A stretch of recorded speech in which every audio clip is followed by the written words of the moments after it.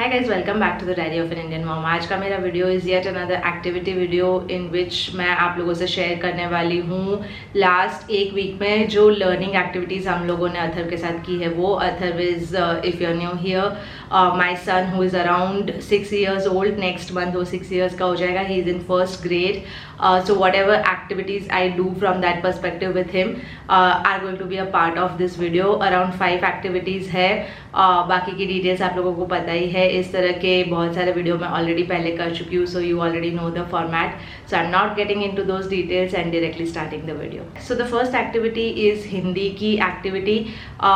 ये है मात्राओं को रिवाइज करने के लिए की एक्टिविटी। इसके लिए हम प्ले डो यूज़ कर रहे हैं। It's a very very basic activity, लेकिन बच्चों के लिए फन होता है बिकॉज प्ले डो बच्चों को अच्छा लगता है। And I have mention this in a lot of my videos earlier कि कोई भी एक्टिविटी में अगर कोई सेंसरी एलिमेंट आप ऐड कर देते हो, प्ले डो हो गया, सैंड हो गया, वाटर हो गया, फोम हो गया, देन यू नो बच्चों के लिए रिकलेक्शन और भी ज़्यादा ईजी हो जाता है। They able to kind of grasp that concept a little quickly and remember it for a longer time. So मैंने क्या किया, बेसिकली एक ग्रिड बना दी है जिसके अंदर अभी तक अथर ने जो भी स्वर सीखे हैं स्कूल में वो सारे स्वर मेंशन्ड है, और उस स्वर के लिए किस तरह की मात्रा यूज़ की जाती है जब उसे कोई वर्ड में यूज़ करे। तो यानी अगर छोटा ऊ है तो उसके लिए किस तरह की मात्रा लिखनी होगी, उसका क्या शेप होगा, वो मैंने प्ले डो से बनाई हुई है। What is suppose to do is match both of them. So basically Play Doh के सारे जो शेप्स बने हुए मात्रा वाले वो उसको सही स्वर के नीचे रख के मैच करने हैं। That's it.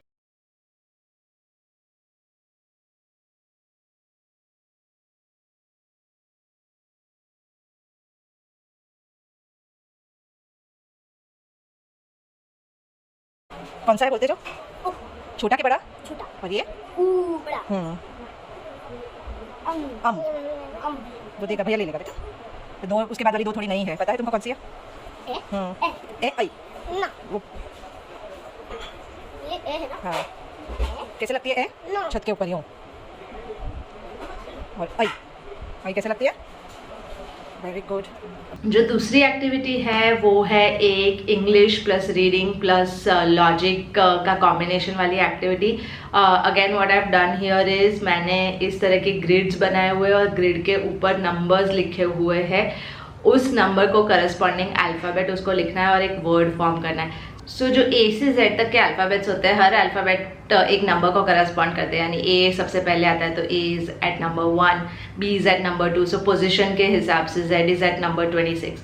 So those are the numbers against each of the alphabets, और उसके बेसिस पे अथर को ये जो वर्ड्स है वो डिकोड करना है। आप चाहो तो इसको इजी बनाने के लिए A to Z की ग्रिड बना के हर अल्फ़ाबेट के अगेंस्ट नंबर पहले से लिख के रख सकते हो ताकि बच्चे वहाँ से डायरेक्टली उठाए। लेकिन what I have done is मैंने पहले 3 और आखिरी 3 दिए, बाकी के Athar has to count and calculate. तो पहले 1-2 वर्ड्स में उसको टाइम लगा थोड़ा सा, but then once he started doing it तो उसको यू नो जैसे ऊपर L आ गया तो ही न्यू के L का क्या नंबर है। So the next time when he saw the same number he knew के this is for alphabet L। So it is also a very good memory game in a way, क्योंकि almost कुछ alphabets common होते हैं जो हर word में आ रहे हैं, and being able to remember आगे के word में already if he has solved that, being able to remember it and doing it directly, you know, it also helps with memory skills. So this was the second activity. हाँ, so E is this. फिर next कौन सा? 12th कौन सा? L। हाँ, फिर next is E।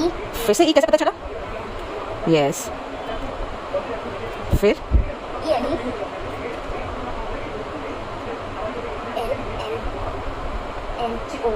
P P।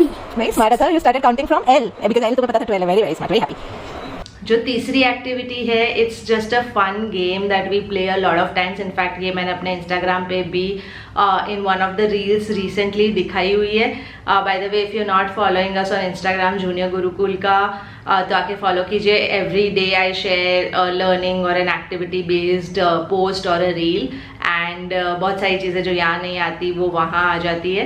And I also try to share some of those reels यहाँ shorts के फॉर्म में, यूट्यूब शॉर्ट्स के फॉर्म में। आई डोंट नो आप में से कितनों के फीड में वो दिखता है यूट्यूब शॉर्ट्स, मुझे बताना ज़रूर कमेंट सेक्शन में, because I am not very sure कि वो दिखता है या उसका नोटिफिकेशन आता है या नहीं आता है। I am still new to the shorts वाला जो वर्जन है वो मैं बहुत ज़्यादा फ्रिक्वेंटली यूज़ नहीं करती, इसलिए so please take out a minute, pause करके अभी बताइएगा if you are getting those notifications, if you are not, या आपकी फीड में आ ही नहीं रहा तभी भी बताइएगा, so then I will try to kind of make an announcement, post और story every time I post something. Yeah, now going back to the game or the activity. So the activity, in fact, यहाँ पीछे आपको board पे भी दिख रही होगी. The name of the activity is what's the question. So क्या होता है, हम यूजुअली बच्चों के साथ जब भी कुछ करने बैठते हैं तो we do it in a question and answer format, या तो वर्कशीट्स या वर्कबुक्स होती है, उसमें भी there are questions and they are suppose to answer it. बहुत ही डायरेक्ट होता है, कभी कभी बोरिंग और मोनोटोनस भी हो जाता है. सो बहुत बार now I like to switch it up a little. So in this game what I do is I give him the answer to the question. यानी for example if I say if the answer is 10 then what is the question.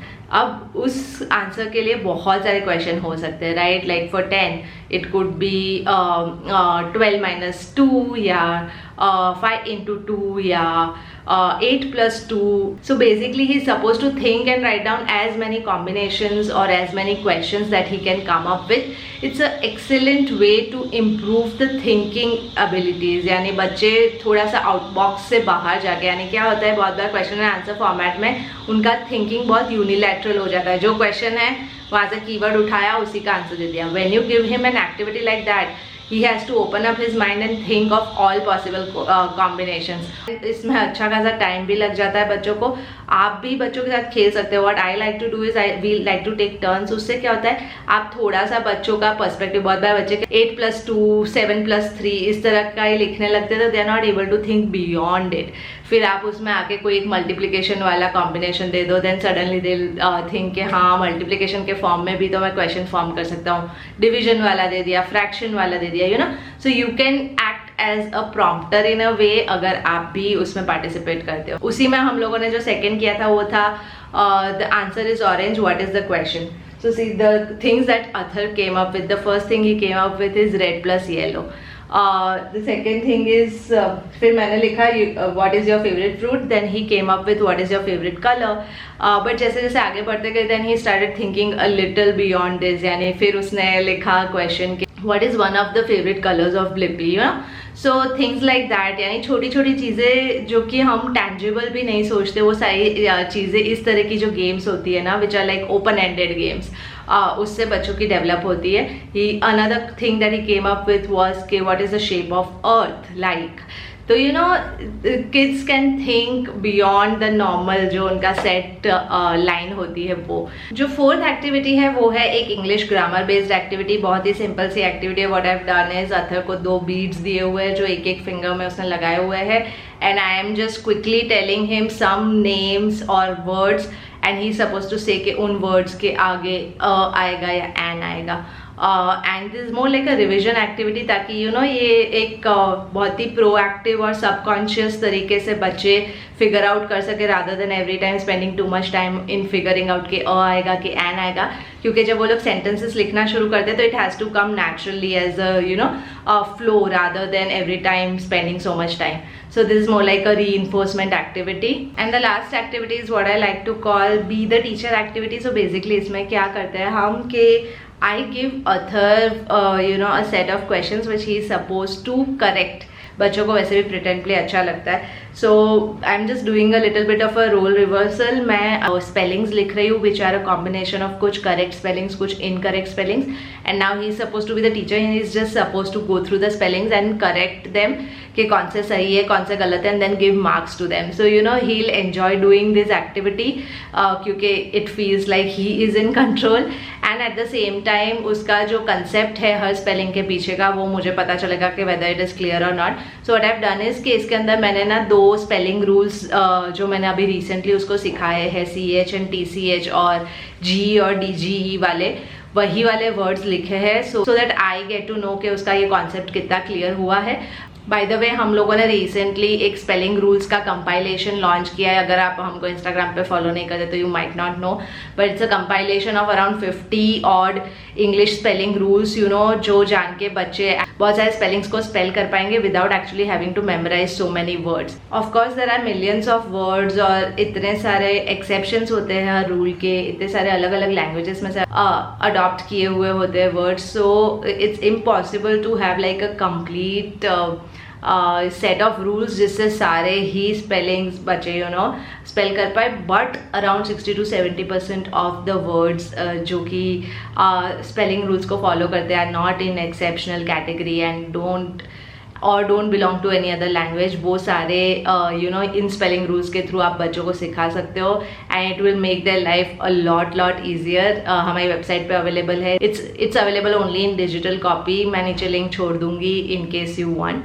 But yeah, so that's the last activity that we are going to do. So yeah, यही थी आज की वो सारी activities. I hope you found this video useful. अच्छा लगा तो please give it a like, please share, please subscribe and I will see you in my next one. Bye bye.